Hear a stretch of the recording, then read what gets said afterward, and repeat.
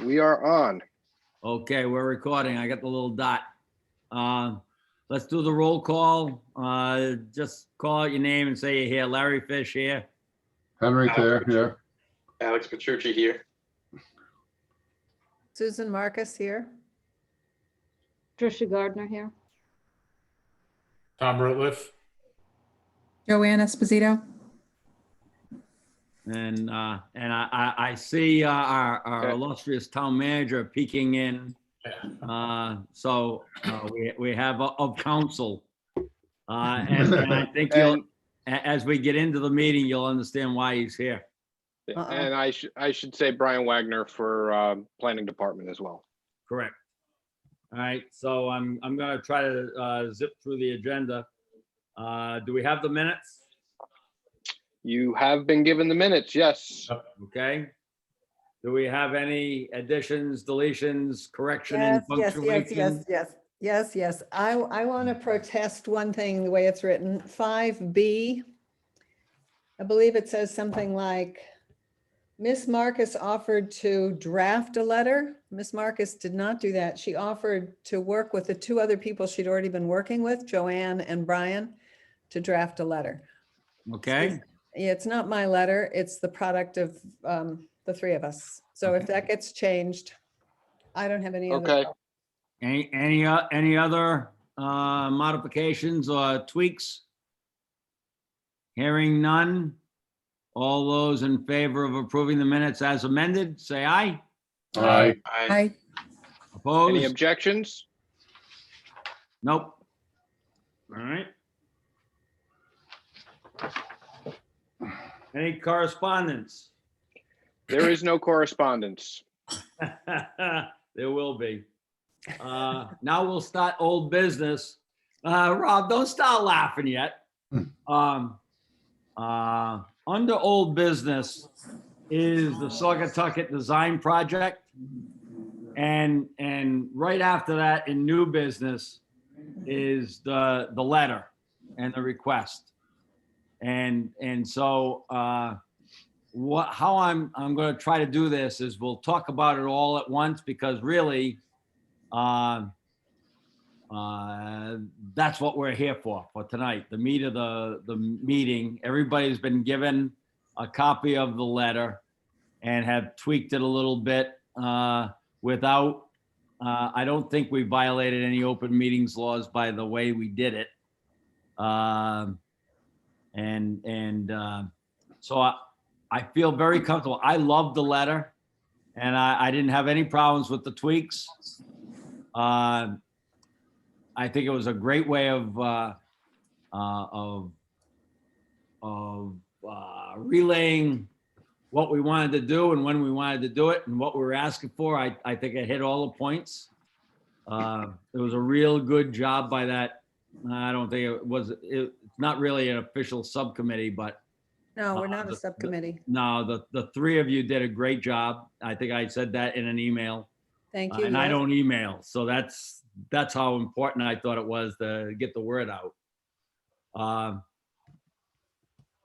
Yesterday, I think it was, Rob, right? That you called me, or was it the day before on snow? I think it might have been a couple of days ago, but I don't know.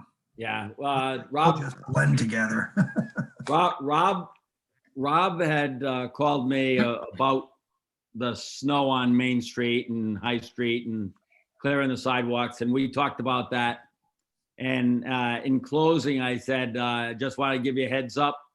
We're finalizing a draft on Thursday night of a letter going to the town council, and I just wanted to give you a heads up. I thought it was a really good welcome, Jude. Let the record show that Jay Newsom joined at 7:09. All right. And so then I guess Rob talked to Brian and you probably saw the letter, right? Yeah. And reviewed it. And apparently the left hand is not talking to the right hand. Who's left hand? And that shouldn't shock anybody, especially you, Jay. So I'm glad you joined right now. And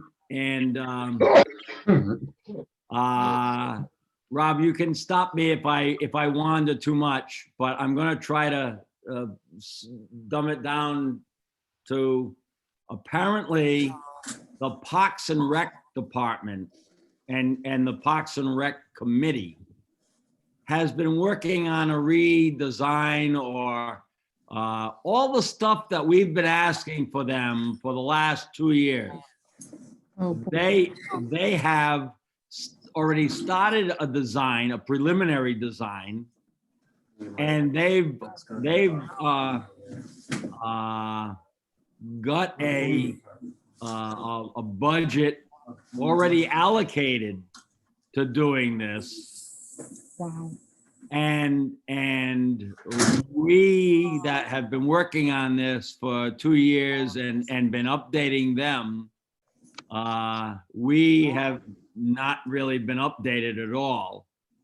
And so we'd be, in the letter, we'd be asking for stuff that's already in progress by another committee. Oh, my God. And so the chair of the rec committee is a neighbor of mine and runs the URI Oceanography School, who's an engineer by trade and is an expert on stormwater runoff. So they're incorporating that into their design. And I talked to him on the phone today. Once Brian called me and said, "Oh, we have a little situation here, Larry." That was around 2 or 3 o'clock this afternoon, I think. And I talked to Dave Palizzetti, and they have their meeting scheduled the day after the holiday, I believe. It's usually on the holiday on a Monday. I think it's going to be on a Tuesday. And their liaison in the Parks and Rec Department has talked to Brian Wagner of our staff, and we're communicating now. And they've agreed to have a representative of our committee go to their meeting on that day. They've got a full agenda, but they would definitely like to incorporate us, and it could be a kind of a joint kind of thing. But we need to see what they've been doing, and they need to see what we were envisioning. And I think in the long run, it's going to be great. And Dave hasn't even seen the preliminary design yet. So that's how they're going through it. But we were talking to a landscape engineer and all that kind of stuff, and they're already down that road, and they already have the money that we were asking for. How about the anniversary, the 300-year anniversary? Are They didn't incorporate that at all. Okay. All right, and the timing, and I don't even know whether they used our study with Will Green as part of their design. We don't. I didn't know, and Dave didn't know. So it's more. The staffs are going to talk in the next week or so, and collaborate with information, and then a couple of representatives of our committee can attend their Zoom meeting in a week and a half, and then we can go from there. And they've got funding, you said, right?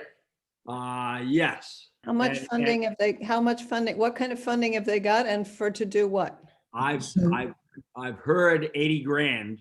Wow. And to do what? Go ahead, Rob. You can take it off now. I'm in uncharted territories now. So what the exercise on the recreation department side was sparked by was the study 2 years ago, whenever it came in, 2.5 years ago.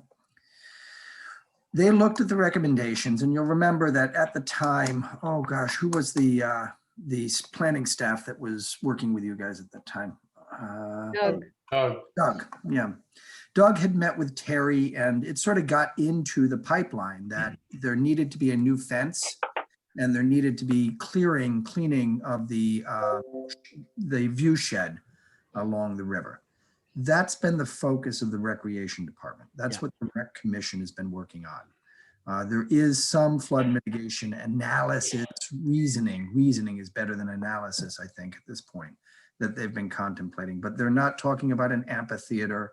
They're not talking about the 350th anniversary. They're not talking about making a path on both sides of the river. Just the one side is what they have contemplated at this point.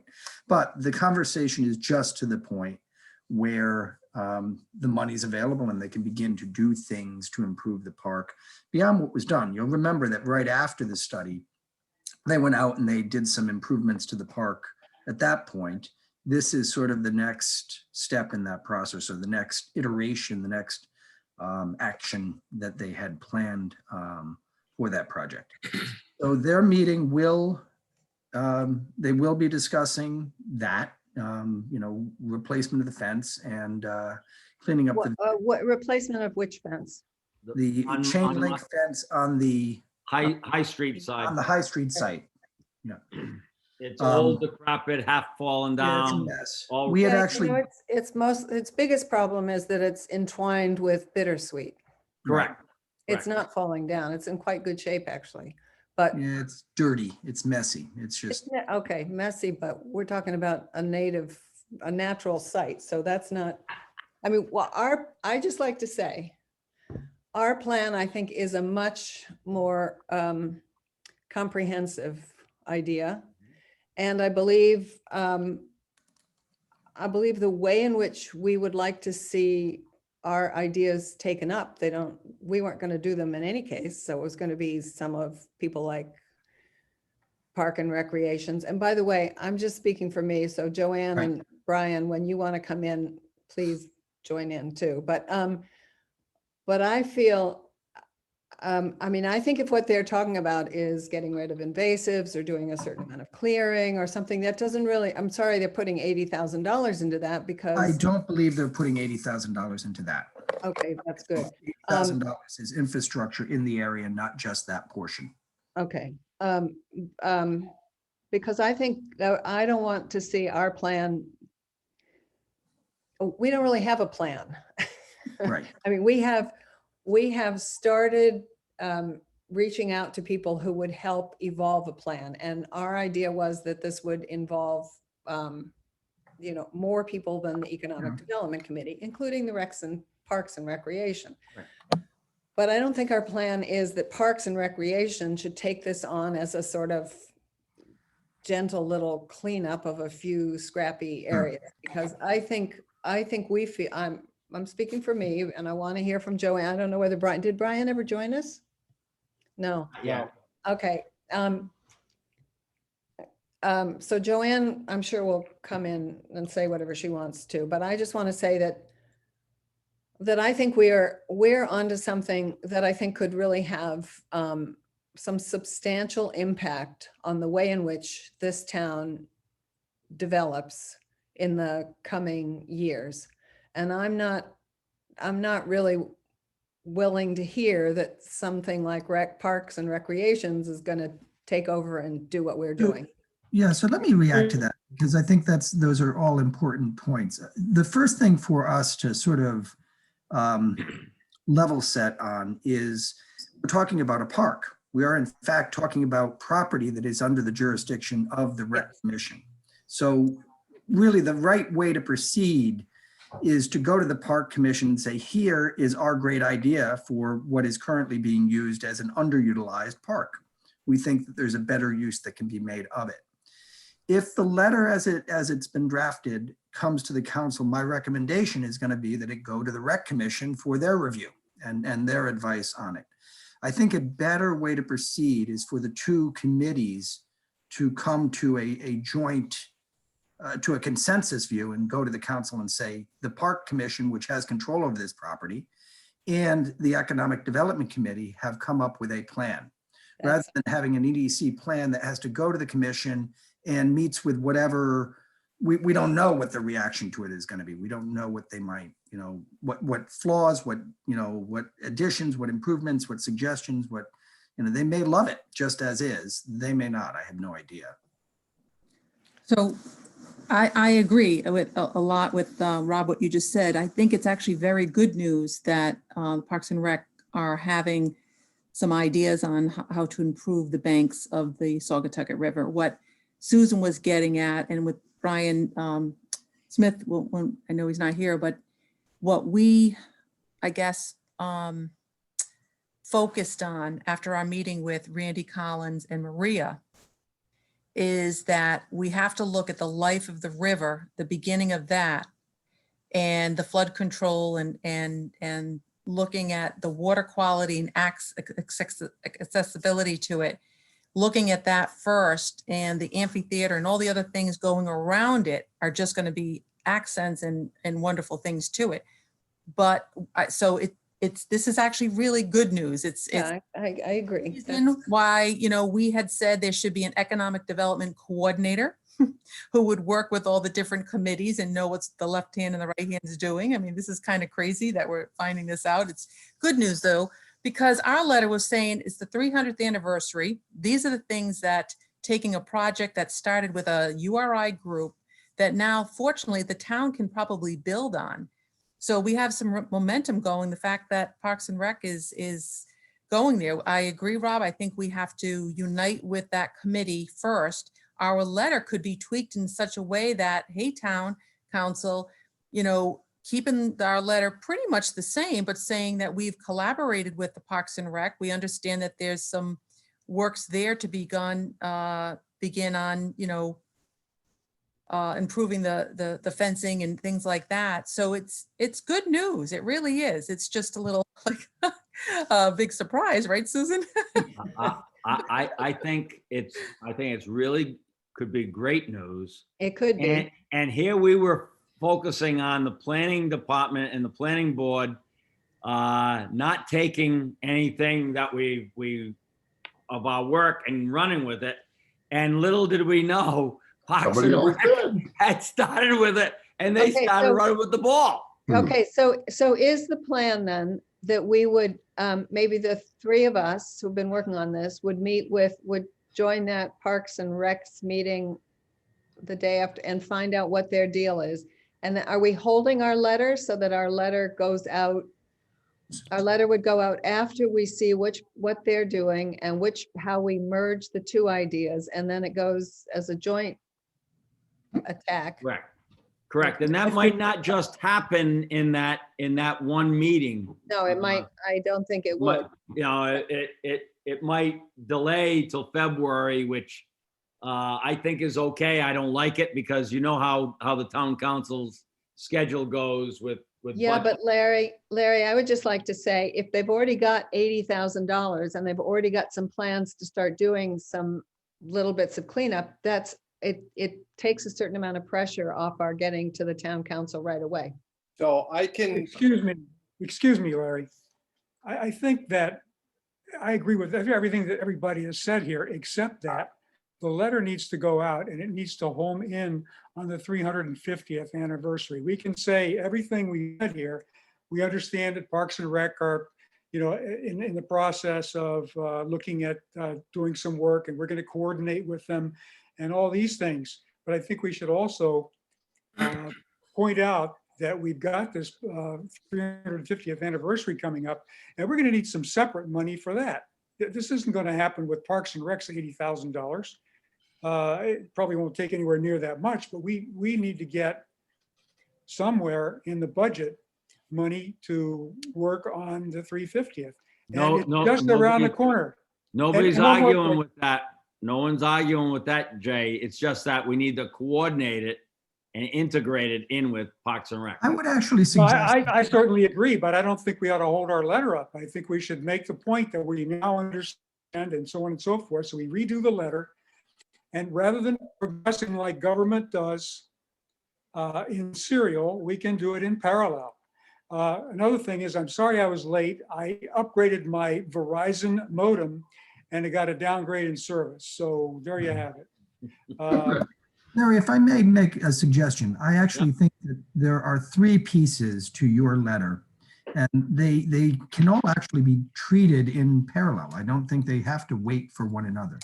The 350th observation that we're coming up on the anniversary and we need to start planning and we need to start doing things for the 300th 800, yeah. is right. That's a correct point. And that need not go to the Recreation Commission for their concurrence. That's a fact. The 300th coming up is a fact. There's no question about that. Tying the 300th to the river without tying it to a particular project may be beneficial, but you don't have to tie the river or the project and the 300th together. It's a hook. I understand it was probably meant as a hook. Let's do it because there's some urgency around the 300th, but you don't need it. The 300th is its own sort of event, and you don't need to dress up any other thing. You've got a good reason for coming to the council and saying we need some funds to make sure that we do the 300th right. Now, what that looks like if it's not a study of the amphitheater and the river, I don't know, but there's something to be done there, and nobody else is leading that. So I think you guys have identified an issue that needs some leading.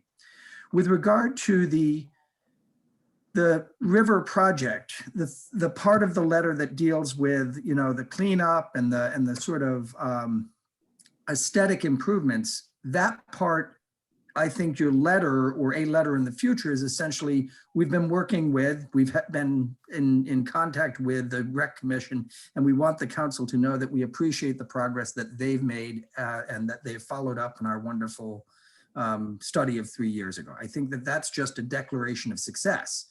They've done what was recommended by this committee, albeit 2 years after you recommended it. Nonetheless, it's happening. On the larger issue, on the issue of future development on that land, whether it's an amphitheater, whether it's anything else, there's some serious study to be done around this. We don't know what an amphitheater would mean for parking in the area. That's got to be addressed a little bit before anybody goes to the council and says, we really need to dive in and do this. We don't really even have a ballpark figure on what construction might be. The Rec Commission is used to doing those sorts of things. In fact, the Rec Commission has an amphitheater over at Marina Park. So I think that it's not much of one, Henry. You're right. It's down Yeah, I was rolling my eyes because I know it's not much of one, but it's down at the end of the park, down by the docks at the end of Water Street there. I think that a conversation with the Rec Commission about that project and a joint letter, one signed by Dave Pelizzetti and Larry, once you've had a chance to work with them and flesh out the recommendation, that would be a useful and powerful exercise. So I think you've got 3 letters. I think you've got 2 that are more or less ready to go. We think we need to be doing something about the 350. We are delighted that progress has been made on our recommendation with regard to the aesthetics of the Saugatucket. And then the one that needs development and work with the Rec Commission, I think, is the future development on the site. That's my suggestion to you. Okay, but there are a couple problems with that I see. One is that we don't have any plan for the 300th anniversary beyond what we've talked about, and it's very closely tied to the river. Second thing I'd like to say is that our idea of an amphitheater is not a standalone amphitheater. It is a floodplain water management thing. So while yes, we need to think about the parking, I mean, it's all just part and parcel of sort of thinking about what that project really could look like, which we do have those, we have the sort of preliminary, the sketchy kinds of things from the students, but we're not, none of us on this little river group have said, Right. yes, this is what we want you to do. It's got to be, we got to make sure it would be a floodplain thing. We got to make sure it would deal with the stormwater management stuff. And we haven't, Right, but those are the questions I think you and the Rec Commission can work through. I mean, right, but let's my come problem back and is, say, let's say it is a standalone, let's say it is an amphitheater that stands alone. If it's actually going to be used for bumps and butts and seats, then you got to have a count. You have to have some sense of what the impact on the immediate environment's going to be. You have to know whether it's going to hurt the contemporary theater, which does the same kind of activity just 100 feet away, whether it's going to hurt parking on High Street. Whether there has to be some base level analysis before we go to the council and say, give us money so we can go figure out whether it's going to cause harm to the neighborhood. You have to have some rational conversation with folks about that before you even, I mean, you don't look out the backyard and say, I think it's quicksand. I don't think I can put a foundation in. I'd better hire an engineer to find out whether I can put a foundation in the quicksand. You go throw some stones and you see if they're going to sink. I mean, there's some real basic conversation that I think can be done here that will get the proposal to a point where the contemporary theater folks aren't freaked out about it. They understand what you're doing. They understand that it's not going to hurt. If we go to the council and ask the council for money to build an amphitheater 100 feet away from a theater, we're going to have people who say, what the hell are you doing? We need to have the conversation before we go to the council, and we have to have some, understanding of what the implications of what we're asking the council to consider are. okay, but I still don't think we don't have a plan for, if we're to write this letter, we don't have a plan for the 300th anniversary. Yeah, if I can interject. So there's a couple things that bother me a little bit. So when the Contemporary Theater wanted to add that theater in the back, did they have to go and say, what about parking? When the town started having their Oktoberfest, did they have to say, what about parking? And let's do a whole study. Yes. Where people going to park? Yes. Yeah, when the contemporary We theater actually folks do have a go in- plan about parking, but we don't want to tell you what it is. Okay. Yeah, there's no problem, with parking with the amphitheater. Yeah. The amphitheater doesn't impact parking at all. It's on the other side of the river. It's on land where there is no current parking. It's in the side of the hill there, and it doesn't impact parking. What might impact parking would be a greater use of the facilities there and more people going to that area. Yeah. That would Having that discussion and making sure that Parking. the public discussion on those issues has been had is a good thing. You could do it here. I mean, you could have that conversation here. You could invite the public to attend a hearing if you wanted to actually have a hearing on it before making the recommendation. But even just an informal discussion with people who are interested would be sufficient. The rec- Apparently, there was a study years ago for parking, Rob. Larry, do you remember that? The Economic Development Committee, were they part of it? We weren't part of it, but I can add that when the Contemporary Theater was doing their thing, and whenever WVA does their thing, I have to give them a letter saying that that their attendees can use my property, and so does the mill, to help them get their approval. That the abutters per se. But the other thing, to throw a little more monkey wrench into it, is I think that part of it is federal money was used for it and has some strings attached to that property, and the school department controls some of that property and will have strings attached to that. So I don't think it's just Park and Rec property that they're in charge of. They might be in charge of the federal aspect of it, but it's going to be, Rob's gonna end up having to do a detailed analysis of what can and can't be done and where it can and can't be done.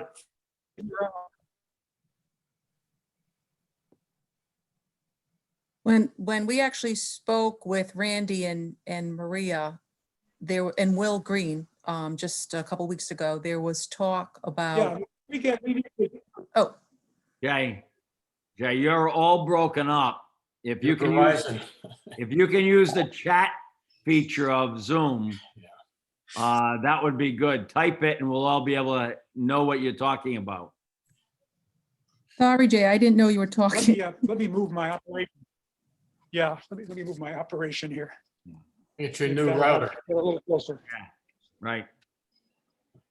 So go ahead, Joanne. Well, one of the big things, maybe you're right, maybe the amphitheater isn't the right thing. The thing is, we want to just clean up in the accessibility in the water and have a loop around the whole Saugatucket. That was a big thing that Will brought up about a walking trail, the path around the Wakefield School, that is so dilapidated, that there's got to be something better for people to walk around.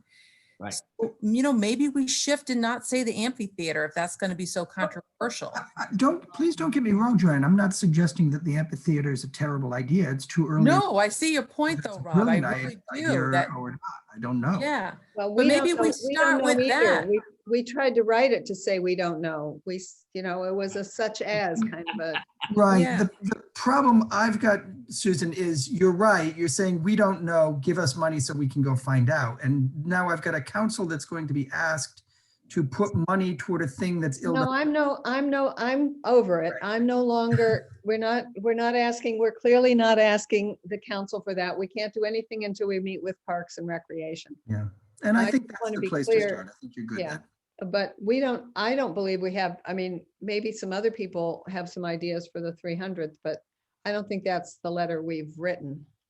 One thing I think we should do, can you hear me okay? Yes. Yeah. Yeah. Yes, Jay. I think that we should get beyond this point of it being federal land and what we can do with it. I think we need to find out, and find out quickly, what is the story there? And somebody needs to take the lead on that. If there is a problem, we need to know what it is and how we can get around it, if we can get around it. Yeah, the rec And if it's at the school has- board, somebody should talk to the school board about it and say, this is kind of what we have in mind. What do you think about it? Because the idea originally was to use that amphitheater to have outside classes. That was one of the purposes. Well, yeah, exactly. Well, it was certainly a part of it. And I think the Yeah. students were talking about that in the presentation as a Concerts. key part of it. Concerts, events. Yep. And when I talked to the chair of the rec committee, he loved the idea of walking around the river. He loved the idea of pre-treating the water underneath an amphitheater or something like that. Nothing but great. He was very enthusiastic about it. So Good. don't think that they're against it at all. This is his expertise in his degrees, and he thought it was great. Well, let me Okay. suggest that we hold up on the letter. I will concede on that. We should talk with the Parks and Rec people and see, what they want to do, what they want us to do. And then we should go back and take a look at, if we need to write a letter. And meanwhile, find out what's going on, federal or otherwise. And then somehow it seems like we should be able to get an estimate together as to how much this would cost. We've been talking about it for a long time. Engineering people will come and do cost studies. And maybe we have to pay for it. Maybe we have to go to the town council and say, we want $5,000 for an engineering study to find out if we can do this amphitheater thing. But you need a scope of work. Yeah. You need a scope of work in order to come up with an estimate. I've done this kind of stuff. Yeah. I agree that you normally do, but you can also get somebody to come and say, how do you see this? Give us your idea Well, about how this could happen and what it would cost. this meeting was supposed to have the contributions of this Randy Collins and Maria Mack. And they were going to, Randy in particular does this kind of thing for his day job. So he was going to do he was going to put together a list of people we could pull together to begin to do a scope, as Tom said, and think about what it would cost, as Jay is saying. But we aren't there yet because we've only been talking to him for a couple of weeks. And And- now I think we just have to wait and go to this Parks and Recs meeting and see what they're doing and then get back and Right. continue And, on. and it's important to know that Maria Mack and Randy didn't know anything about what Parks and Rec was doing either. No, I know. clearly. So it was Do they know now? and the second left hand and the right hand not knowing. So there's No, I one don't think other they- thing, one Go other thing that I would suggest, Susan, that needs to be worked into this, and that is, this is a big idea. This is a big project. This affects the quality of life for people who live in the neighborhood. It does impact one way or the other, traffic and parking for all of the businesses in some way, more directly, less directly, it does impact downtown. So there's a lot of things here that are big enough that we can't proceed without sort of letting the public know in an important way. The merchants, the neighbors all have to know that somebody's talking about dropping something, whether it's walking paths or an amphitheater or a parking lot or anything. Somebody's talking about dropping something big in their neighborhood. And really the whole idea of a democratic process that lets the people most directly impacted participate in talking through what it ought to be, what that thing ought to be, is important. Well, If just let me say that we want this. We know that completely. We were just trying to set up what Yeah. would be discussed publicly. We're not saying this is what we would do. This is, we've got this Yeah. plan and we're going forward with it. No. Please don't think that. And that's We reasonable. are neither Rational. that naive nor that egomaniacal to think that that was what we were going to do. But at the moment, we don't have anything for people to talk about. And Right. we were wanting to get to the position where we had something for people to talk about, where we had some sketches of things, maybe we had some cost ideas, maybe we had some remedial water quality, flood control things, maybe. At the moment, we don't have any of that, but we were not planning to skip that public stage. So Please my don't think that. and this, I think it's fine to talk to the rec commission about concrete ideas, whatever they may be. But when opening a public discussion, the more general it is, we're thinking about recommending some investments in this neighborhood, making some investments in improving. What do you think we should do? As opposed to, we think maybe this works. Do you think so too? Every developer who ever goes before the planning board knows whatever you've put down on your initial application is what's going to be criticized. It's what's going to be attacked. It's what's going to be found fault with. And if it's concrete enough, or if it's specific enough to be criticized, it may be killed before it gets out of the starting blocks. Well, wait a minute.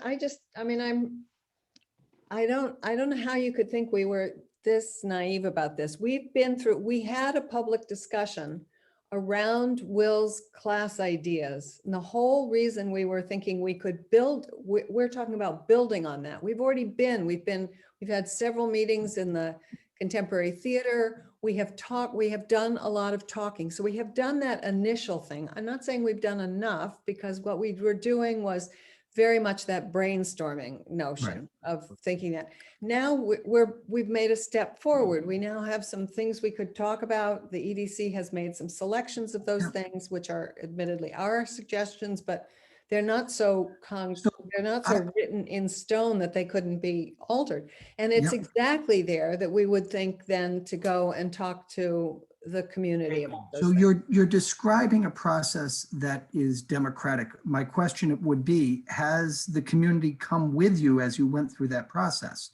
Does the I think community expect, do the merchants think we're going to do an amphitheater? They know about it. they know about They've it. been told about support it, it. but that's not the same. Yeah, okay, they support. The ones that were there and the stakeholders were there. Bell was there. Contemporary Theater hosted it. Phil's was there. In some of the meetings, the Wakefield branch was there. I was there. So I think Massey was there, or a representative Massey was at one of the meetings. So the stakeholders were there in the first go around. And granted, there has to be a second one, but Yeah, once we get a grab of the Right. scope of effort, So a way to think about it would be this: if you were to circulate the letter to those businesses, would they sign on to it?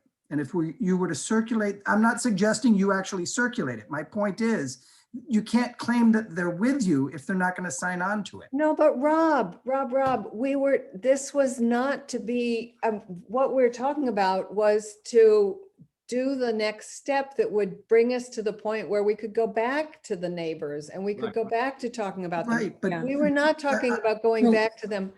No, I'm Right. sorry.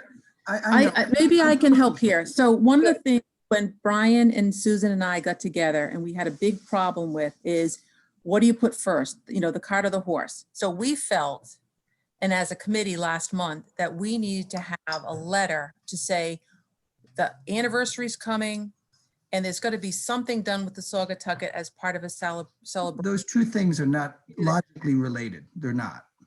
Well, we were trying to we were tied trying to them together. focus on how we could, No, I understand. how we could get moving on it and how we could start doing something productive after we had such a positive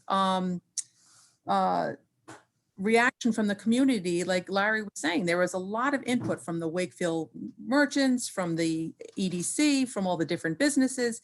property owners. 3 years ago that this happened and nothing has been done. So we feel to get something going.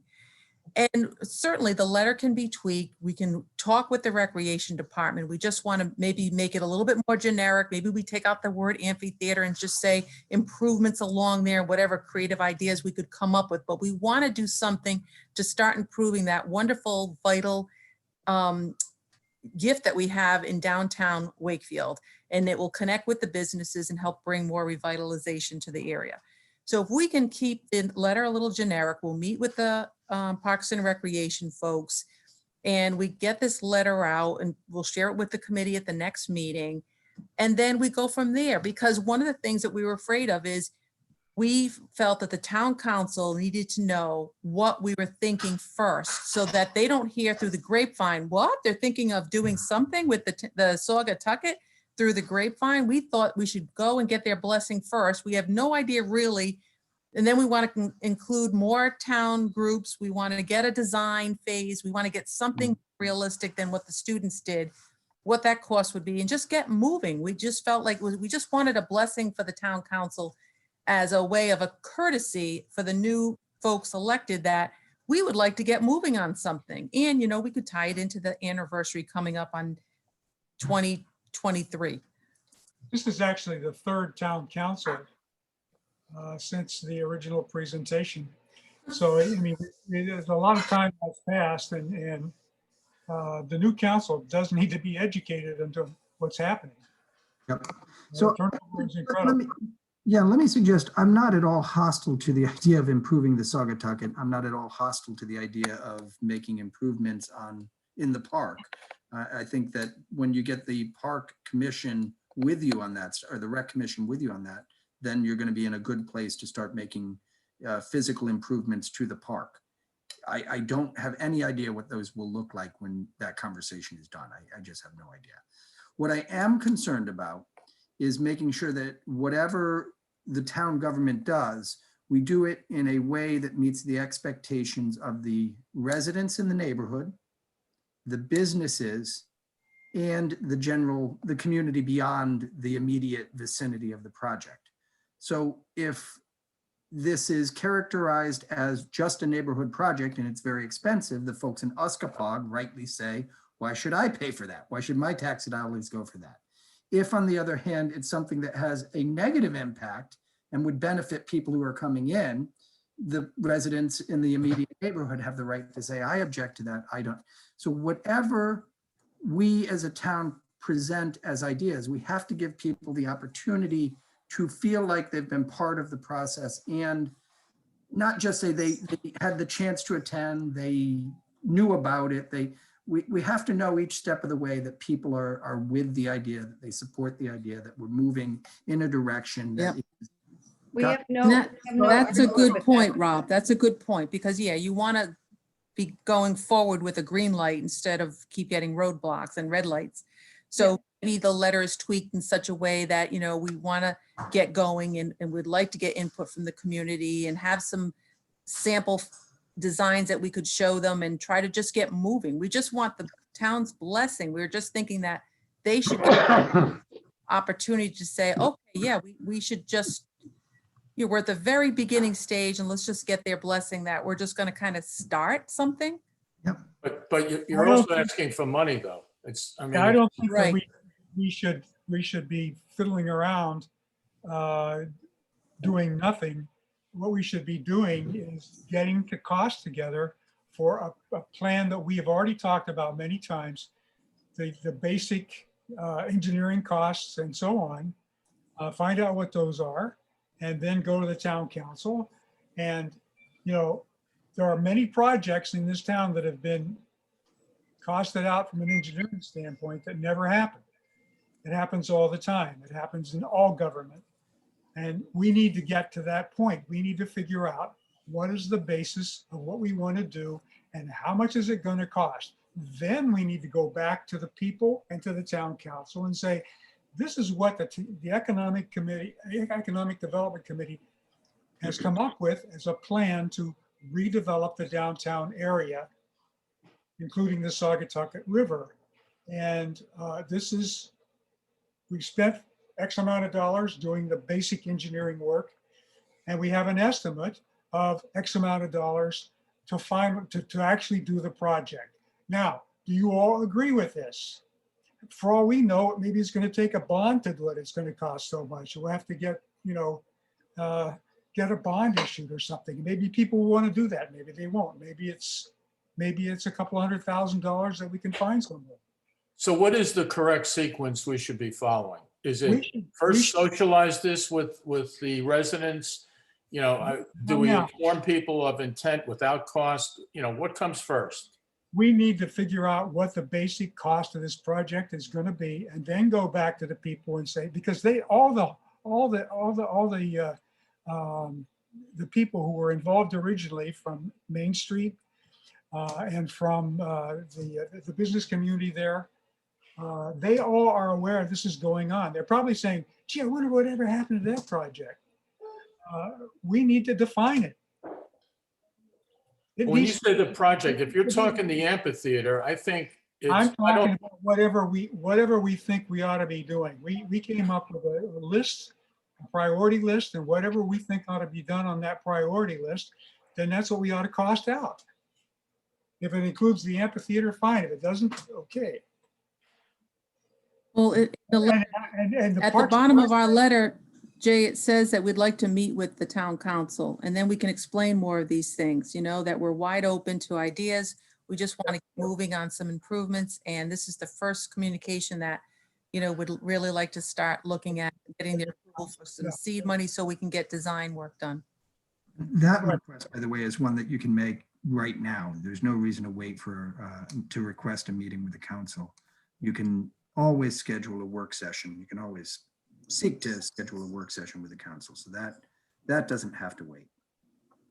Well, It might be a good idea, because we know we're going to have a discussion with the rec committee at this point on January 19th to look at a date after you've had your opportunity to have that discussion with the rec committee. I also think hearing Rob's concern about public involvement in the process, the letter to the town council should be fairly broadly stated that we are looking at ways to implement the results of this design study And because the town council's meetings are a bit more high profile than yours, putting it on a town council agenda as a broad-based sort of discussion might generate some of that outside public participation that Rob is talking about. I think that I feel more comfortable. We go to the meeting on the 19th. Remember, it's not going to be an hour discussion. It's going to be 10 or 15 minutes on this thing. And then they'll decide, it'll be exchange of information, and a lot of that exchange of information can be done prior to. All right, so we're a little more enlightened on what in fact they've already done, because the chair of the committee didn't know. Yeah, I agree. Why don't we table this? I think we should go to the meeting with Parks and Rec and then come back in February and see if we can get something done. You know, we're kind of going in circles here, or at least I feel like I am. I don't think that if we wait till the 19th, have our communication with the rec committee, and then it's 2 weeks and 2 days till our next meeting. And I think that's when we send the letter to the town council requesting a meeting. We'll know a little more. Maybe we'll have a joint subcommittee with the rec committee as out of that meeting on the 19th. I don't know. And I think we need to include Maria Mack and Randy in this as well, because I think they bring a lot to the table. And now you've almost got 3 committees in the town involved in this. And I think that doesn't hurt. I think it helps. I don't think we have a problem with abutters. I don't think we have a problem with stakeholders, property owners, because property, I don't think we have. We've already included them, but before we can't host another informational meeting and not know what the hell we're gonna do. Right. We'll look like idiots. I agree. And so I think by doing this, and at our next meeting in February, we can kind of use the clay and kind of shape it, and we'll know what our reception was at the rec committee. We'll know what they're already doing, and then we can intelligently come up with, we can hash this out all night, and we're not going to come to an answer. I think that's the way to go. I'd like concurrence from the committee. I agree. I agree. I think that's right. We should go to that meeting. We should get Randy and Maria to join us. If possible, we can find out from Brian who else is, who's on that committee. We can try to see if we can get some information from them about what they're doing, so we don't have to learn that in the meeting. Right. Right. Yeah, Right. we need to read what they're doing in advance so that have pictures or Yeah, whatever they've got. information they have. Yeah. That'd Well, be great. And what time is that? I can help a little bit, at least with regard to the project they have going on there. Yep. I went back and checked my email to see if anything had come in after I left the office, and sure enough, it did. So let me just share my screen here. So there, you should have it. Now we're getting real high tech. No, we don't have Okay. your We screen don't yet. have it though. You don't? Not yet. Oh, no. wait. Got to hit the share Okay. button. There we Okay. go. So Okay. this is what they sent me in terms of design. So it's walking path upgrade, work on the vegetation along the river, and the upgrading courts over here. That's the extent of their project. And What about stormwater control? And I thought that was an element of it. no, let me show you the next thing, which is this. Let's see. No, that didn't work. Hold on a second. Yeah, it did. Did it? Yeah, Has a scope of effort. yeah, Yeah. yeah. Go back. Yeah, we're seeing So, something. that's oh, called- okay, there it is. It's behind. Okay. Yeah, so this is the grant agreement with DEM. This is the scope of work that's attached to the agreement. You can see 1, 2, 3, 4. These are the things that the DEM grant money is going towards. So anything you're proposing can't interfere with their ability to comply with the terms of their DEM grant. So you can see that the DEM grant is $80,000 with a local match of 20. All right, so it looks like there's nothing at all about the water quality or stormwater treatment or handling. No, but if they were to do this, they would have put money into a position of that chain link fence. Yeah, they've Um, got that. Yeah, well, but that might not be where we want that chain link fence to be, depending on how the stormwater thing works. But anyway, we can't do anything about it. This is what we're No, gonna have to deal with. But it's nice that they've got a budget, they've got a Yes. grant. Yes. And what Maria was trying to do is bring the stormwater aspect into this as part of this. I see. And that would be a similar thing, only I think there'd be more zeros involved Yeah. with DOT. Right. And I think this could be considered, it'll be difficult and to interconnecting them, but what a win-win. And DOT working with DEM and cleaning up the river and opening it up Yeah. with economic development as part of that. Amphitheater or no amphitheater, but don't get messed up with that. Right. But- Yeah.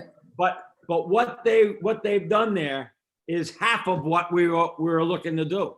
Well, they're definitely doing some things that we wanted to have done. Right. Yeah, Exactly. So this is great. So I'd like to motion that So- our little non-subcommittee and myself would attend this rec committee meeting and then report back to this committee in our February meeting.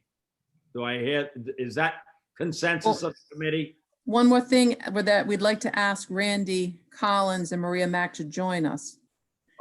You're right. You're right. I don't have a problem with that at all. I know the meeting went very well with them because I got an update from that. Great. All right. So I don't, everybody feel comfortable? that's fine. I don't think we need any motion for it. It's just, we're just gonna do it. Do we need a motion for it? I just No. want to make sure everybody's in the same boat. And if you don't have if you have a problem with it, I'd like to Speak know up. about it now. Yeah. Speak up now, please. And this damn Zoom, I can't get a gallery view to see all of you all at once. So I can't tell if Alex is giving me the finger or not. You know, so The upper right corner, no, I know, but I don't have the full. Oh, all right, way up. way Yeah. up. All right, now There I you got. go. There you Now go. I got you. All right. Smiling, Larry. So everybody on board? Yes. Yeah, Yes. Yes. Patricia, unmute yourself. I know you're quiet over there. I gave you a thumbs up earlier, yes. All right, say I didn't say it. All right, so Just so one we're not last gonna thought. send any kind of a version of letter right now, so everybody understands. We're gonna wait until the February meeting and maybe we can enlighten the rest of the committee members after our meeting with the rec committee without violating open meetings laws. I don't know how, maybe a memo or could we ask one of the Parks and Recs reps to come into one of our meetings to maybe show some pictures and talk about it? I don't see why not. We can certainly extend that invitation. Again, the chair of this committee happens to be a new neighbor of mine. And we've been chit-chatting and even with the chit-chatting that we've done, and it's been considerable over the last couple of weeks, we've been talking about the school committee and Curtis Corner Road more, and neither one of us knew that our committees were working on the same damn thing. That's crazy. All right, so, and he's very pro this. Don't get me wrong. I think Rob had something he wanted to say. Just one last thought, Susan, and that is, you're not really stuck with this. This is, there are no pictures that I know of. I've never seen pictures. This is the beginning of the project. So if stormwater management ideas can be integrated, they should be raised with the committee. The committee will be monitoring the administration of that grant. And if there's more money that needs to be put in to do something that's going to make the quality of the river better, we should talk about it. Nobody in the community should shy away and say, oh, well, DEM's already only made $80,000. It's DEM. If, we can come up with a $30,000 improvement that's going to make the project better and improve the quality of the water, we should talk to DEM about it. And if they don't have the money, we should talk to the council about it. If, that's not a promise. We're not saying it's going to happen, but No. we should Yes. walk away because we think it's a done deal. Rob, one of the things that Maria Mack mentioned was DOT is under like a court order that they need to improve the water quality, and they need to take action immediately. Which is why they screwed up the parking lot across the river. Yes, Right, exactly. right. But at least what we see right now with the Parks and Rec is they're not, everybody in this committee knows that the Main Street side handling the stormwater is gonna be very difficult, but doable, but it's gonna be hell to live through. Whereas on the High Street side, it will be a lot easier. The topography works. And that's where the Parks and Rec is focused on right now. So this is good. This is a good thing. Great. All right, so can we go off of this topic now? Well, wait, no, I have one other thing to say, Okay. which is maybe some other people, or maybe Joanne should be doing both these things, but maybe the Economic Development Committee ought to be thinking about ways to celebrate the 300th anniversary. Because maybe that's getting pulled in a different direction here, and maybe we are the only people who've thought about that so far through Joanne. I think we are, because I think Joanne is the anniversary queen. She is indeed. And I don't want to see her leave the little river group. No. And I know she has a full-time job and a family, but maybe she'd also be willing to spearhead some thinking about the 300, or maybe other people want to do that Does too. anyone know people down in Westerly? They just went through a 350th anniversary and did a pretty. Oh, we good know job. people. Oh, yeah. Joanne was intricately involved. Oh, we know people, right, Larry? We borrowed their 3-tiered cake. That might be a good place to start. Actually, you know what? We'll have to revive that wooden cake again. Oh my God. Well, maybe is this something Henry and Joanne and anybody else want to think about a little bit between now and the next meeting, so that maybe by the next meeting we have some proposal for what we might want to be saying about the 300. Yeah, we could jot down some notes. All right, and I think Rob is right. What he was trying to say is, I'm sure at some point in time, it will come up before the council, and there'll be some kind of a budget for that. And it just doesn't have to be tied Yeah, to the Saugatucket, but a groundbreaking, or hell, if they're already halfway through this aspect of the project, where last month we didn't anything we'd be doing, sticking shovels in, it might be a lot further along than that. You might be able to be cutting a ribbon on the new walking trails and Yeah. the new amenities. Yeah. Yeah. Wouldn't that be fabulous? How about that? okay, so is that something, Joanne? I didn't mean, problem in this Zoom thing is I can't whisper to you, but Is that something you'd be interested in doing, willing to do? Well, I think for me, and working full-time, like you said, it would probably, and I'd like to continue with the Saugatucket Yeah, project. me too. Yeah. It's keeping open with that. I think it might be wonderful to have almost a co-chair, a tri-chair. I think just because you don't want to put the pressure on any one person. It's different when I worked for the 125th at URI and, I was, commanded to do it, in a sense, and that was my job. But I think this is a volunteer group and it's a lot of time, a lot of effort, a lot of coordination. I would think it would be good to have a couple chairs or even 3 people.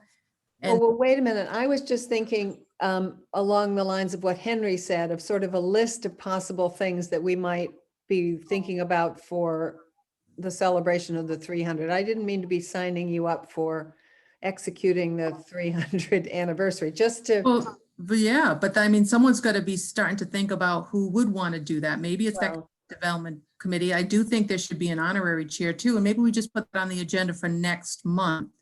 Right, but think about it. yeah. Yeah, you know what? Come up with some ideas, Henry. Everybody can contribute ideas. Yeah. By now, Oh, sure, why don't we just all- absolutely. Why don't we just all brainstorm some ideas? Okay. We've been thinking Okay. about a couple right now. And then next month we can talk about it and sort through them and maybe come up with some that are key. I just have one caveat. No 12-meter regatta.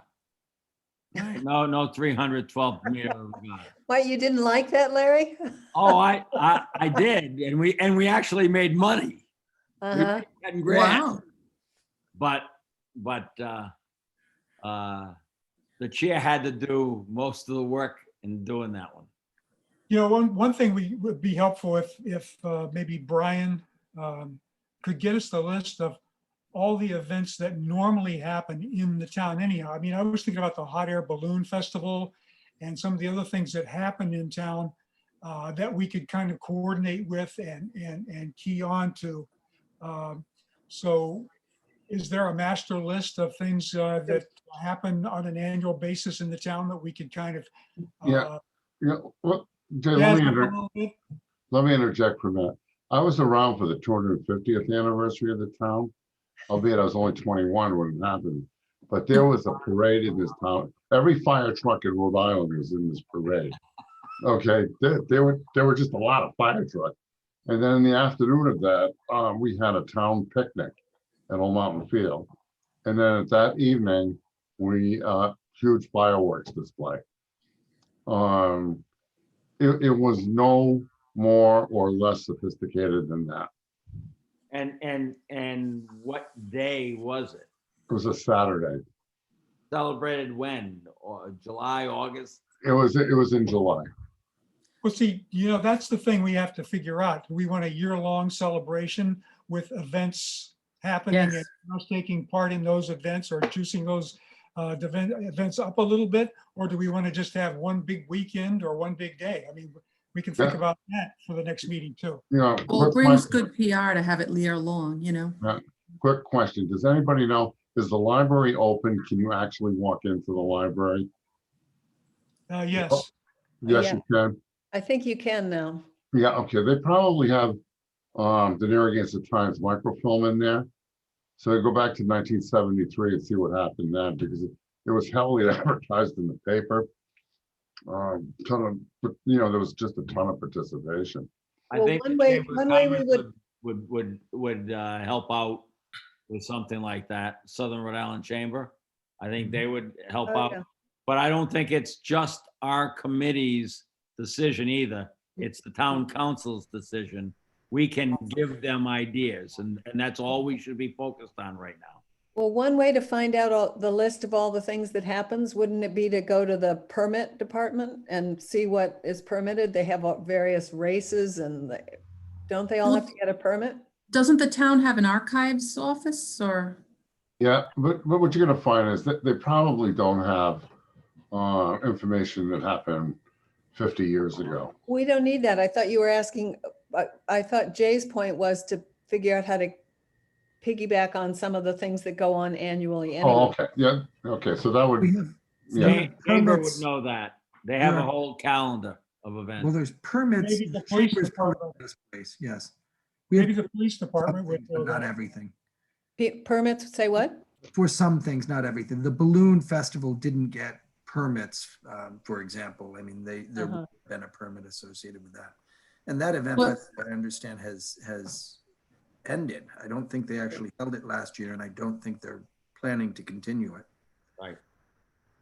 If I give some background for URI, we had a few of us that put together ideas of what we could do. Hmm. And we created a committee and we shared the ideas with the committee. And then they approved certain things and then added some things, subtracted some things. And we came up with pillars. What were the main PR things that we wanted to address? And that's how we worked it. So first there was just ideas putting down. So that was a good idea, but there should be some, something from, top-down leadership to say, yeah, go ahead and start planning at some point, because, we're 2 years away, so. We can get a bug in the council's ear at the work session and that kind of thing, but that's all it is right now. Because the council will probably appoint a tricentennial committee but we can give them the impetus to do that and maybe give them, set them a budget. I don't think it's gonna, unless the council says, EDC, you're the committee, but let's Yeah. not take, yeah. I might take a load of. No, So, I think How right about if now- everybody sends me their ideas and I'll just put them in a Word document and send it to Brian Okay. for the meeting?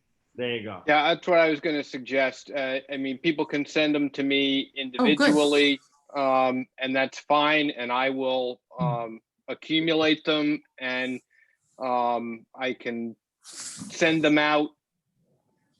There's nothing that restricts me from communicating with you guys at any time, so I can just roll the list out a couple of times because seeing ideas often generates ideas. So I wouldn't just want to give them all to you right before the Oh, next good. meeting. Unmute yourself, Rob. Unmute yourself. Rob, We can't do it that way. We can't. You can serve as an editor, but it has to be one way. If there is an exchange of ideas between the committee, it's a rolling meeting. okay. That is problematic. We've run Rob, into did they- a problem before. That's right. Did they decide not to have the balloon festival because of COVID? No, No. it wasn't COVID related. It was a site issue and The grounds at URI. The university doesn't want to do it there, or the grounds aren't adequate?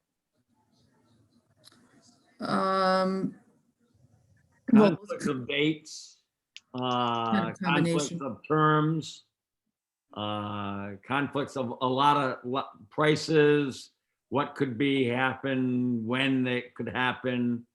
There was a lot of issues and the Rotary Club was running out of volunteers as well. There was manpower as well. Kind of died out, Right. And COVID happened at the same time, so it was a pretty easy decision. Which is, how well was it attended? I never went. Was it attended well? Is it something we ought Oh, to? yeah, it was a money maker for the Rotary, but they really had a hard time at the end keeping it all together. And So they know all the contacts. Could you contact the Rotary and ask them if they would want to consider doing that as a part of the 300th? that could be something on your list, Jay. That's all we're doing right now. We're not contacting anybody. That can be Well, a line item of all the line items that could be part of it. to have So you. we're still sending everything to Brian then, right? Correct. Yep. Okay. Got it. sorry to be a downer on that. We're just compliance around Open Meetings Act right now is really, folks are, because of COVID, really focused on making sure that their governments are following all of the Mhm. rules to the T. And this particular process of editing in a group has been an issue before. Okay, so Here. now I'd like to go on to the next item of business, which was the the Northampton mixed-use development. Jay, we had just kept this on because we didn't know whether there was any further update on that or not. And I know that you had one item. That's not on the agenda, Larry. What isn't? The Northampton. I got it as new business It's B. under new business. Yeah. New business B. Bottom of the first page.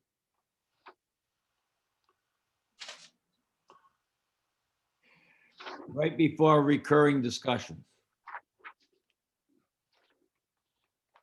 I got West Kingston Schneider Electric Facility. So do I. Yeah. that's Yeah, what I- okay. Yeah, I'm looking at, Wrong document.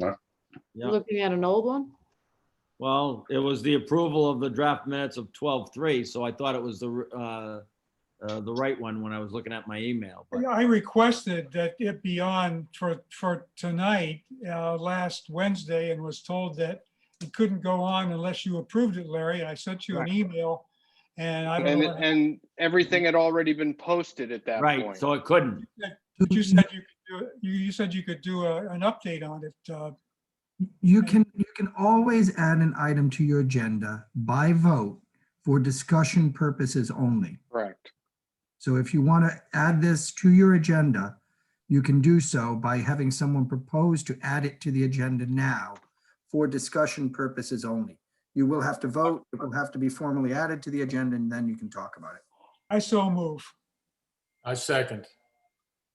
You want to explain what the agenda item that you want to add is, Jay, specifically? Just to continue some discussion relative to housing in South Kingstown. Okay. Tom, do you agree with that as a second? Yes, I do. Okay. Any discussion? Hearing none, all those in favor of adding it to the agenda, say aye. Opposed? Hearing none, the ayes have it. So let's go ahead. I don't want to kill it 15 minutes tops. Yeah, I just want to bring up some other information that I've come up with. Yep. I've got a headline here. Newton explores housing trust to construct a more affordable city to live in. 100 cities in Massachusetts have what they call affordable housing trusts. They We do fund too. it with various forms of money. And that's how they did that building in Northampton. If you notice on that list, it's Affordable Housing Trust. And what they're talking about in this article is the fact that, you know, if towns want to grow and they want to develop, you have to decide how they want to grow and develop. And affordable housing allows a much wider range of development than a bunch of high-end housing for people from New York. You know, so I just want to point that out, and I think that somehow I'd like to communicate it through to the town in general, that we need to think about finding out if we can do this in Rhode Island, create an affordable housing trust. All right. We have Jay, one. Jay, We have one. stop a minute, because Rob, when you first brought it up, Rob added that South Kingston has one. We do, and How's it funded? it's funded as a portion of the real estate conveyance tax. Okay, is it developing much in the way of funds? The last large expenditure out of that fund was $100,000 for the study being conducted by Horsley Witten for cottage zoning forms, and actually they built in this committee's work as well. Horsley Witten's is doing a review of the housing, the zoning ordinance to figure out whether or not we can do mixed use zoning and some better, more affordable housing types. That study is underway. It was a contract for $100,000 that came out of that fund. The balance of that fund at this point is probably, I want to say $30,000 or $40,000 after the depletion for that large project.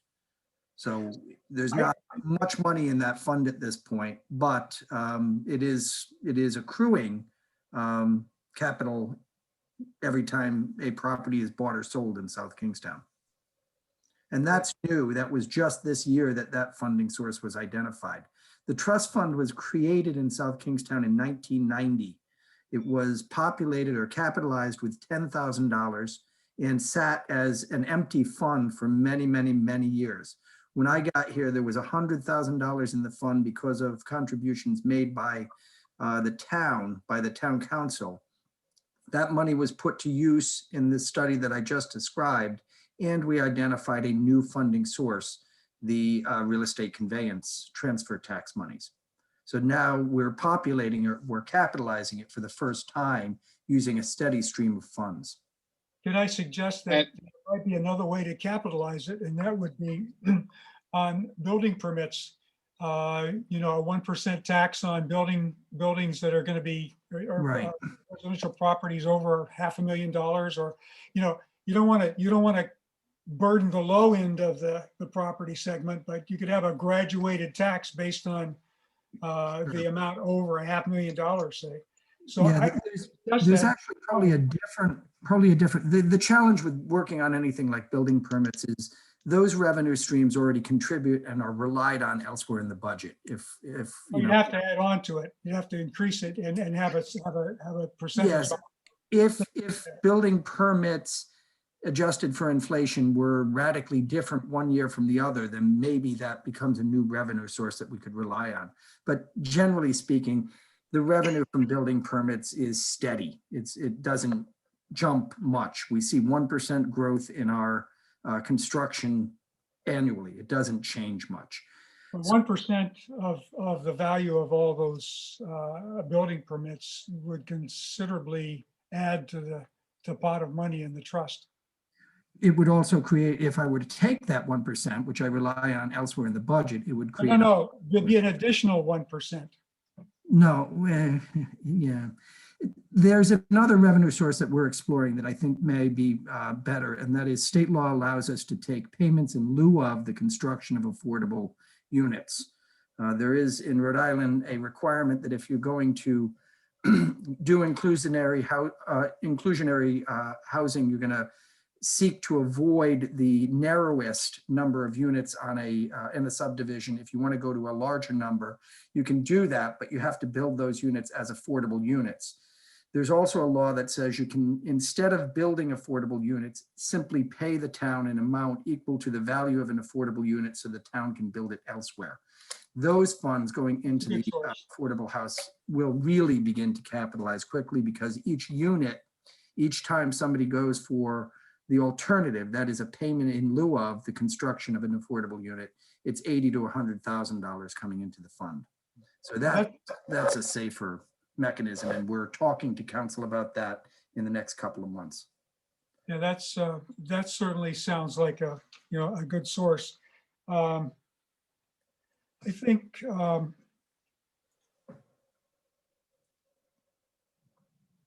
the Affordable Housing Collaborative. We need to look at the housing fund. I'll just finish up here. If we can look at that housing trust as being something other than just a pot of money, that's the next step. It's got to be something that generates action on the part of banks, on the part of state agencies that are involved.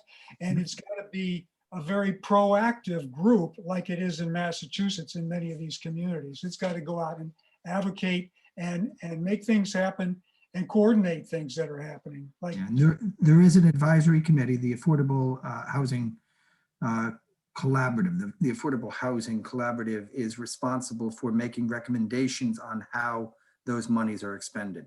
Is that a town committee? I'm sorry, it is, yes, appointed by the council. Okay.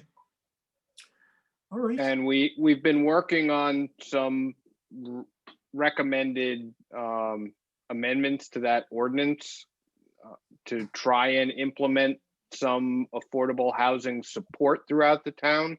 So Jay, if you want to go back and look at the last month's Affordable Housing Committee agenda, you'll find the draft amended ordinance attached to it. You can take a look at it.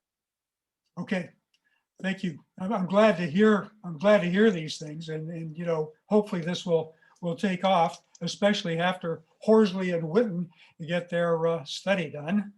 And, Have some and it information. includes some of your stuff. Yes, Uh, they're all about density, all about density. It's not Okay. about, density, it's about, really, you know, it's about housing. It's Jay, next, housing. It's affordable housing. That's the way the town is going to grow if it wants more people and more industry and more businesses. Jay, for the next meeting, have some lighting in front of your face so we can see you smile when we say density. Okay? Well, all we have is I'll a have to talk shadow. to Verizon about that. All we No, have it's is a not shadow. Verizon. You today. just need a light on your table. Right. If I'm not at the table, I'm standing in the kitchen by the microwave where I'm getting it. Right. Oh, well, open Right, the but you're all microwave. backlit. Yeah, you're I backlit. know, I see me. I can see that. All right. I'm All right. remaining I anonymous. just wanted to bring some levity to the situation.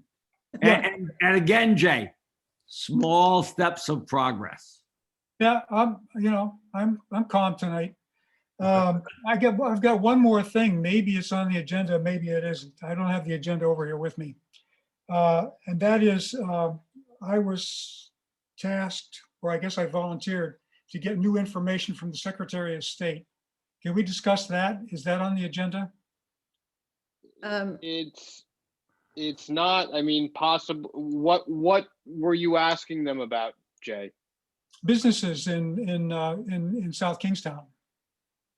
I think we can handle that under our monthly update on businesses, but we did have the West Kingston Schneider thing on the agenda. So if we want to get to that and wrap that up, then we can finish up let's do with that. the COVID and business update stuff. Sure, that's good. So I requested that item be put on the agenda just so that it didn't fall off the table and be forgotten. About 2 meetings ago, I presented a few slides. That was in response to comments during the last year that the facility there, the Schneider facility, is getting close to being idle. And the thought was maybe there's a good fit since it's got a lot of power. And there's some other reasons why it might be a good fit. I summarized those in the slides for a data center. So just want to put that back on the I table. followed up with my brother-in-law, who was like number 2 in Yahoo. Okay. And he said, you're right on. That would be a great market. They like to locate them close to metropolitan and high density areas. Exactly. You're halfway between New York and Boston on a rail hub. He thought it was a great idea. And he said to research that there are consultants for the industry that put them together. And a lot of times they're collaboratives where a developer will hire a consultant to do it. And then multiple of these giant corporations will each take a wing. Right. And he said, we're absolutely right on that. Well, that's good. But so the question is, What do we do next? yeah, how do we get the ball rolling? Okay, do we have any contacts so we could go and take a look at the inside of the place? Yeah. Larry, will you check John Rindo to find out if the state had any? I haven't talked to John. Okay. I mean, I could reach out to John on that and see, but my brother-in-law thought that you could Google or I'm way above my pay grade on this, but it should be fairly easy. There's not a lot of these guys around, should be easy to, he didn't have the names of them, but he thought it should be easy enough on the internet to find them. Yeah, I mean, and I did, when I put together the slides, I spent a few minutes, I did Google it. They're out there. But I mean, I think the first thing is, what's Snyder's plan? Are they going to abandon it? Do they want to sell it cheap? Rob, do you have any idea? Yeah, it's on the market. They're listing it, I believe it's $9 million. I understand through conversations with folks who've spoken to folks. I had a staff member who spoke to folks over there. I did not have this conversation directly. But I understand that they have had interested buyers coming through the building. Their intent is not to abandon it, but you know, they're also, they don't have an offer at this point. But they are emptying the building. They have offered furniture and fixtures to the town. So they're trying to get rid of the furniture at this point. They are emptying the facility. So, okay, so it's up for sale. Yes, $9 million list price, and it is actively being Yep. shown. Buyers, potential buyers have been through the building. So then the question would be to, I guess, alert consultants that this property is available and does have a, you know, potential fit for a data center. Yeah, Yep. I mean, I can try to contact some of the consultants and just do that. I don't know if Rob, if you want to have somebody else do it, or. So I mean, you know, they do it too. They're trying to get rid of the building. It is a private transaction. So I mean, I don't want to interfere with somebody who thinks they've got a strategy for selling their building. But they used it for manufacturing. So the data center, you know, would be a different fit. I don't know. I mean, they're electronics folks, so they might very well be trying to pitch it as a data center. But if not, it's an opportunity. Tom, Who's I'd reach the, out who's to the the, realtor? yeah, I would reach out to the realtor. Yeah. Rob, do you have a We'll- problem? We'll reach out to Schneider and let them know that the EDC had this suggestion, and let them know that, you know, you might want to think about talking to, if you haven't already, you might want Right. to talk to folks who pitch it as a data center. All right, so I won't do anything on it then. Okay. Okay. All right. Who's the realtor? I don't know. I don't know. I think it's a big commercial realtor, Right. nationwide kind of thing. I don't remember who it is, but I mean, it might be good to try and find the listing to see how they are advertising it currently. Yeah, I know where I can get that. You Okay. know, the resources that this committee has is amazing. All right, the next item that we want to just quickly touch on is the COVID and local businesses. Rob, you have any? People who had they could extend the outdoor dining, but is that time frame gone now? Yeah, I can report on that because I just wrapped that up. We received a total of $75,000 in the Take It Outside grants in 2 separate rounds. And we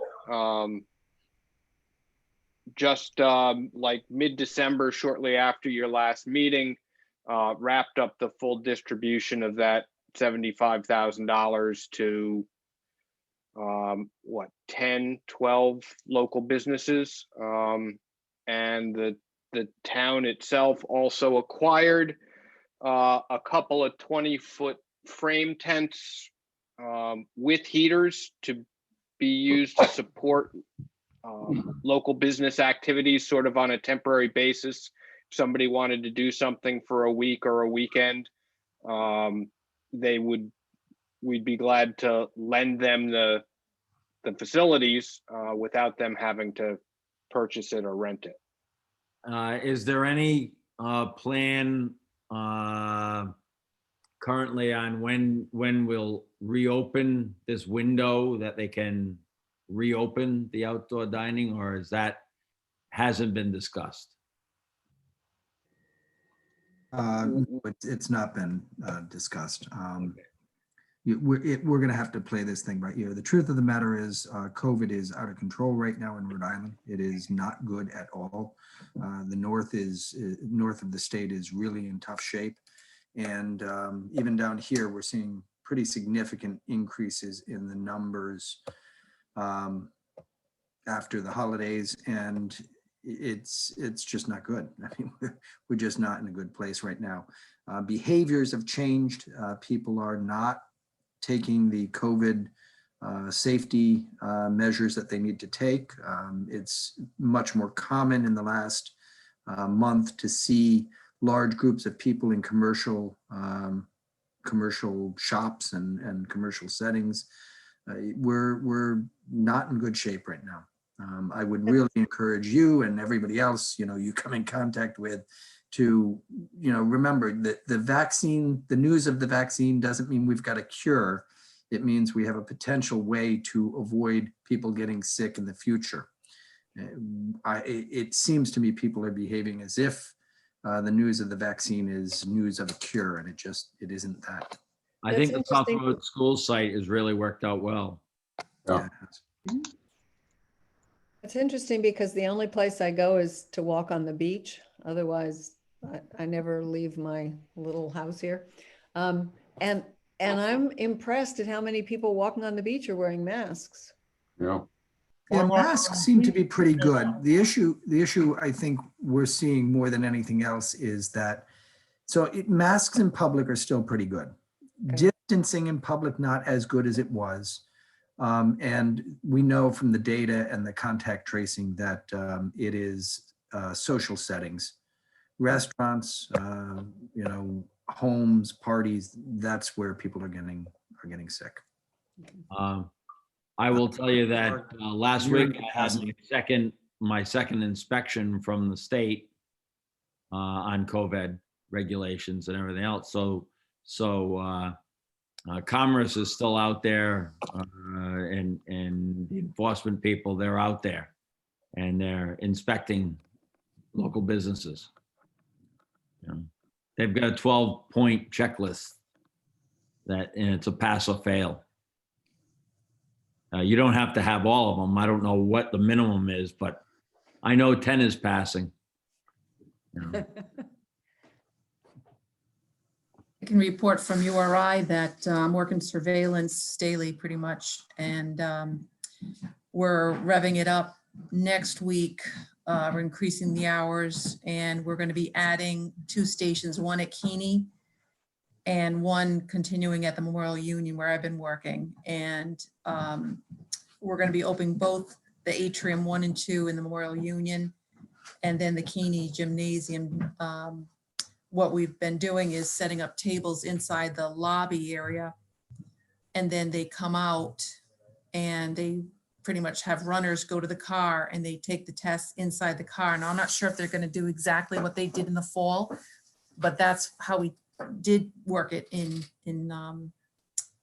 October and November. So I'll have more at the next meeting on how it's mandatory. All the students who are going to be living on campus, moving in the next 2 weeks, thousands, all commuters, any in-state URI student, faculty, staff can come in. So we're looking at 16,000. We just did 700 on Monday. So that was, just 5 people checking in 700. It was steady. Today we did about 380. So they are going to reopen the campus and have students back on campus. They're not doing everything remote. No, they're starting up. Yep. So the student athletes have started to come back. We see the basketball players 3 times a week, and the other athletes, they get tested 3 times a week. Faculty, staff, and students starting to walk over and come in and get tested. So we're going to have a huge, so we've got so many volunteers lined up to handle the deluge coming in. So How long does it take to get the tests read? Well, for instance, I had mine done Tuesday. I usually get it done weekly. So if I take it in the morning, I usually know by the next morning the results. You get an email, you get a text. Similar to the South Road, we're a little bit quicker at the URI because right now it's not as many people, but they say promise less, deliver more. So we say within 48 hours, you'll get notification, but usually it's the next day. Does anybody know, they say that the new strain of COVID is more viral. It's more of a problem in some way. It's more infectious. Does anybody know, is that social distancing? Does that mean that you only have to be in a room for 5 minutes instead of 15 minutes? Exposure. Does They anybody don't. know?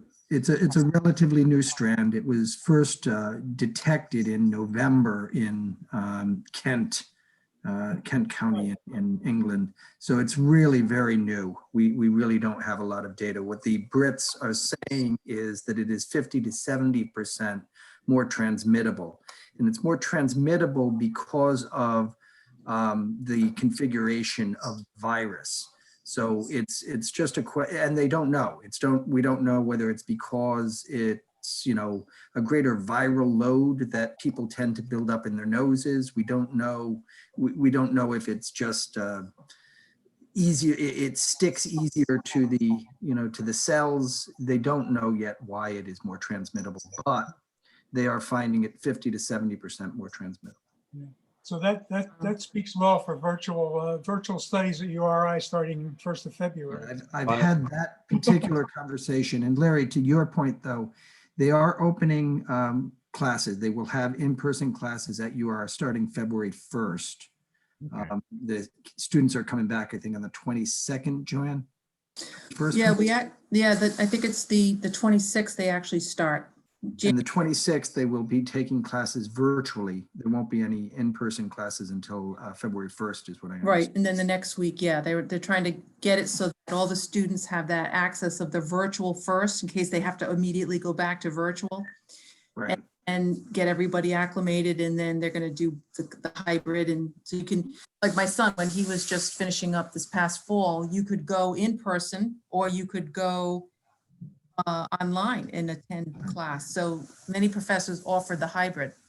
But Larry, I don't want to leave a misimpression. Your question was, so they're not doing the virtual, they're going back to in-person. The university is anticipating the same in-person attendance rate that they had in the fall. Okay. All coming back. It will I be a was afraid when they told all the students to take your refrigerators, take all your personal property out of the dorms at Thanksgiving time, that they were setting themselves up not to have them back and have another spring semester like we had last year. And I'm glad that that's not the case. In fact, while we've been on this Zoom call, I've had an employee that's a student text me and say, I'm back from New York, and he's living down the line. So they're coming back. Yeah, we've seen a lot of the Narragansett residents, the down the liners. I'll share just one more data point on COVID and businesses and behavior, because again, I think we are seeing people sort of get COVID fatigue. I think folks are beginning to think that this is a cure, not just a potential way to avoid it in the future. The hospitals are filling up. South County Hospital is near capacity. If we get hit hard, it may be true that some of the folks who get COVID don't really experience any really nasty disease, but that 40% is those folks are filling up hospital beds, and that's a problem right now. Right. All right. And the last item on the agenda, as always, is anything going on in town. Nah. I mean, no update on Brood Awakenings, right? No, not that I know of. Have you got anything from planning? No. Yeah. Do you have any other projects from in planning? Commercial? Yeah, the medical marijuana thing is going on. Yeah, we have quite a few medical marijuana proposals in the works. Right. Well, only one of them is going to come through. It's whoever wins the lottery. That's Right, if it's even one in South Kingstown, because it Right. could be in one of the other towns in the region that wins. Right. Oh, that'd be good. And then the only other one that I can think of that this committee has played a role in is Shepherd's Run closed. I think you may know that. The Oh, real no, estate we don't. No, No. that's real great. estate transaction was completed just before Christmas, and they are doing renovations of the existing buildings now. Oh, that's Wow. great. I'm sorry, I missed that. What is that? Shepherd's Run, the, Behind Prout. Yeah, Oh, okay, the vineyard. Yeah, The- they bought the wedding place. venue, vineyard, Okay. all kind of thing, yep. Wow, that didn't take long. That's That's a success. it's fantastic. I thought they had problems with the financing and then all of a sudden, boom, the cash they- So I think that there is difficulty around financing for the hotel portion of the project. They haven't broken ground on a hotel. Right. What they're doing is renovating the existing buildings because they don't need the financing for that. So they cleared the the potential environmental concerns. They're in conversations with DEM about the septic system that they're going to, Sure. whether the current system is adequate or modifications need to be made or sewer line needs to be put in. Those Yeah. conversations are ongoing. And, They also need CRMC's thumbs up on that. Right. I'm sorry, it was CRMC, it's not DEM in that case. Well, it's both. They both have a different piece of that puzzle. Because of the river, yeah. And as a general rule of thumb on businesses, this new CARES package that got approved recently retroactives a lot and fixes a lot of the things that businesses were concerned about that hadn't been addressed in the original one, such as all the grant was going to be income, but you couldn't write off all the expenses because that's what the intent of was the grant. But what it really meant was if I got $200,000, it's going to be $200,000 worth of taxable income because all the money I spent from it, those expenses wouldn't be tax deductible. So they solved that, and Great. they solved the idle loan was separate and apart, but they're forgiving that as well. And what I've heard so far is the second round should be available in a couple of weeks. And you'll have to do a separate application for that. But you can apply for and be pre-approved for the same amount. So if you got 200 the first time, you can get 200 a second time. And we have both our companies, we went through the forgiveness phase through our bank and through the SBA. And while it was tedious, it was approved and forgiven and everything else. So the process was a bit of a little bit of work, but we're through it. And I know a lot of other businesses that have gone through it. And Lieutenant Governor McKee came down in November to Wakefield and visited with some businesses pushing the state grants. And because of that, we got a $10,000 grant for one company and a $30,000 grant for our main company in December, and it was funded immediately. And you don't have to go back and prove it. It was based on past information. So that when that first came out of Commerce, Rhode Island, you had to give your firstborn and 3 years worth of tax returns and everything else. And McKee changed a lot of that and worked with Commerce. And it was a little tedious, but to get 30 grand, if you had to work a week on numbers, that wasn't bad. So that has helped small business as well, both at the state level and the national level. And $300 extra for unemployment as opposed to 600 is a big change too. And And most businesses are doing work share right now. So work share works, you're working 20 hours a week, and 20 hours a week, you're getting unemployment. And if you're on that work share, no matter what the percentage is, whether it's 2/3 or 1/3 or whatever, if you're on it, you get the extra $300. And where employers were between a rock and a hard place with employees, most that they've changed it now, so you're not working against your employees, and it's much easier to deal with. And the state has been very cooperative in adjusting the number of hours that the different packages for work share, you can change them. It's not, all right, this person can only work 20 hours a week. If you have 22 hours a week, you can't do that. Well, they lose benefits or whatever. They've been, you can alter it maybe once a month or something like that as your workflow changes. So and they've actually, DLT has been very cooperative in helping the businesses such as mine. Wade Sounds through. like they got the kinks out. Correct, correct. And the Congress actually got one right. Right? And no matter what is going on in DC, at least that's been cleaned up retroactively to the first one. So much better. Good. Good news. All right. I don't have anything on the local front at all.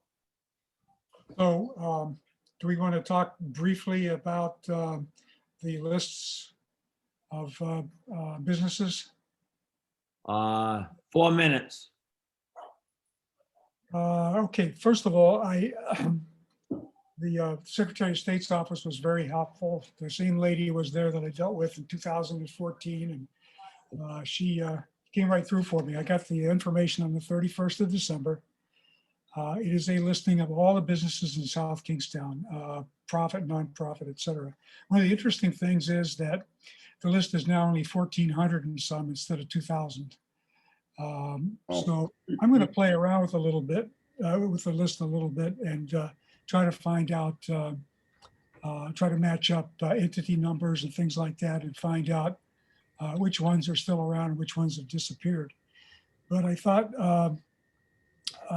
if we could also get an update on the tangible property list and see what the variance is on that. I've got that from 2014 also. I'm sorry, Jay, what are you looking for? We're This- looking at on businesses. I know, but the local tax, I didn't hear you. You broke up. I'm suggesting that we do a comparison of the tangible property list from 2014 to the current one and see how it's changed, see what's changed. And also we could get an updated list from the chamber. I've got all three of those old listings. Yeah. And just kind of see what's been going on for the last 6 years. Yeah. Rob, he has 2014, he kept it. So all he needs is, All three 2014s. And I'm the one I'll send the information to anybody who wants it. The one I'm going to play around with, again, is the Secretary of State's list to try to merge and also cull those two lists from 2014 and 2020 and see what the variances are. But if somebody else would like the listings, if somebody else would like to work on the tangible property change, or the SK Chamber of Commerce change, I'd be willing to send the information out to you. Oh, That's all. okay, Is it- Jay, you send it to me, What would you like? All of it? whatever you got. I'll send it all to you. All right, then I'll extract it into a Access database to see what I could, for the committee that Susan and I are on. Yeah, well, that's why he's doing this, because after our last meeting, when I had to confess that I hadn't bugged him about it, I bugged him. And so So he went and he got all this, and it's that's because the smart committee is very interested in what he might be finding here. So that's, This is really helpful. It will be an interesting snapshot. yeah. Not sure tangible data or tangible property is it's a funny category. So we should, I look forward to seeing all three data sets as well. It'll be good to see. Well, we thought about the tangible assets business because otherwise it's a list of names and addresses, and that would give us some sense of. Yeah, the problem with the tangible assets is that the compliance on tangible assets is really wonky. We Okay. send out letters and we ask you to tell us what you have. So Then we appreciate it. So, Yeah. so from what you know, is there a better source to get a sense of the asset base of these companies? It's going to be interesting in any case, because you're going to be able to see what the change in the value of the assets is from 2014 to 2020. What the businesses claim is Right. what Bob's Yeah. point. Exactly. And that's as good as you're gonna get. Yeah, I think that's as good as you're going to get. But it's data. It's probably worth something. Oh, Yeah. absolutely. I mean, I think the businesses will be consistent. And for the ones that have been there for 14 and now 21. So I think that's as good a data as anybody will have had on that topic. So I have In fact, four. probably the best. I have 4 sets of data. We're missing 2 sets. So Henry, you want 4 sets? Rob, do you want 4 sets? Yes, please. Anybody else? Brian, Yeah, go ahead, send it to me. Susan? No, Henry's no, I'll wait until you see what you do with them. Okay, She's tuck it out. okay. All right. Perfect. Well, all I offered to do was deliver it to the smart committee. I didn't offer to analyze it for them. So that's why I'm just going to wait and see what you do. Well, we're data junkies, and Henry's the biggest data junkie, but I want to see what happened too, Well, I want to see it, but I don't want to do it. Yeah. Jay, just remind us 2 weeks before the meeting date of our meeting, when you have data, so we can add it on officially onto the agenda. It's just a timing because probably Put it on for next meeting. Put it on for next meeting. Somebody's going to have some data. you'll have some. Okay. Well, All right. either Henry Got or that, I. Brian? We expect a pie chart of the differences. And we're not being Let me do pain in the bars. asses on this agenda thing. It's this committee violated open meetings law once already. We don't want to do it again. And probably 10 days before, Brian calls me and we talk about the agenda. And then about a week before, he has to give it to the town and they post it. And then it's frozen. So that's the process. Brian kind of explained that in his email. And that's what it is. So if you can get something not last minute, and I'm last minute, I'll admit it. I'm all over it, but what happened was I called on Wednesday, the Yep. Thursday, which was New Year's Day, and they'd already closed it out. I called Wednesday morning, I think. Yeah, because I had gotten a call. I had gotten a call asking for things to be posted earlier than I had been anticipating doing it. Right. Because of the Normally, holiday. Understandable. Yeah. normally I will look to do it the Friday before your meeting to get the postings done. Well, I Right. thought we had a general understanding that there were some things that were on our agenda every time, and then we didn't have to worry about this. So things like the river lose. project, whatever you want to call that, it's on there every time. The things that bother Jay are on there every time. And then if we don't have anything to say about them, we don't have to talk about them, but they're Right. on the, I don't think next month we need Northampton, but we need an update from the rec committee. Right. right? So I think that, I mean, I think the river thing just ought to be on there. My understanding was Oh, it it will was be. It was will be. gonna be on there all the time. Just I until can, we- I can would- bump I that still- down to the, I will bump that down to the recurring meeting. Right. Recurring Yeah. issues.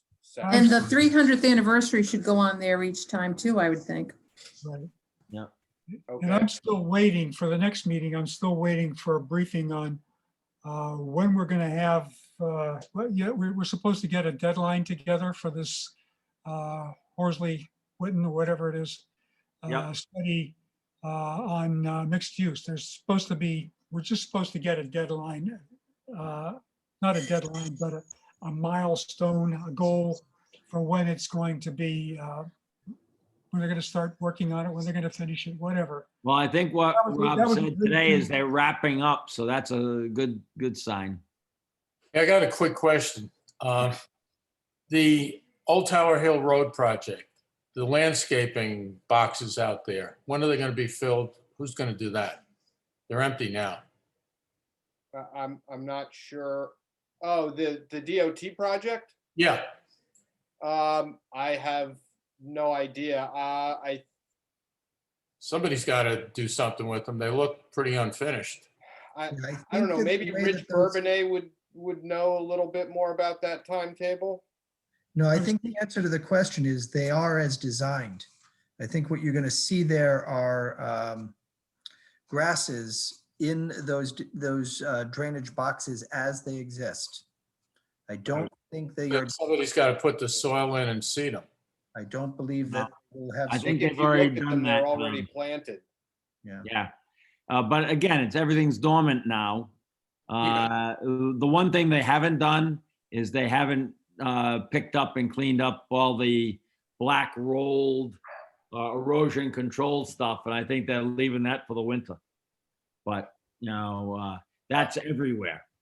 Up and down both sides, that is just thrown there. But Tom, you're right. We should have Rich touch base with DOT and just make sure they're on top of it.